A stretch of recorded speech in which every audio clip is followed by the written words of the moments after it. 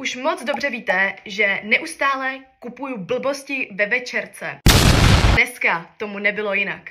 Ale mám tady svého partnera v trestném činu. Hi. Mojí ségru a spolu jsme si koupili každá jednoho fejkovýho Sony Angela a jednoho jsem koupila mámě, protože byla úplně unešená tou ugly ass hobou, kterou jsem si minule vytáhla. A hrozně chtěla jednoho taky, takže to unboxnem i za ní. Já vám říkám, že já tam určitě budu mít zase toho houbáka prostě. A já už budu fakt naštvaná. Jak se tam budeš mít nějakého úplně krásného. Já bych hrozně chtěla nejvíc, ten je hezčí. To ne.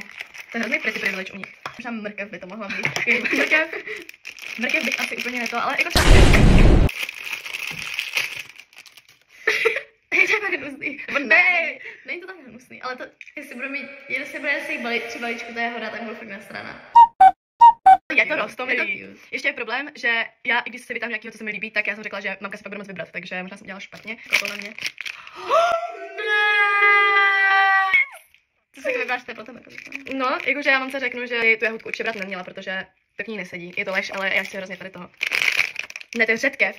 To je řetkev, ale mám nejhnusnější ze všech. No, takže jsme dopadli takhle. A jsem zvědavá, co si vybere máma. Dám vám vědět.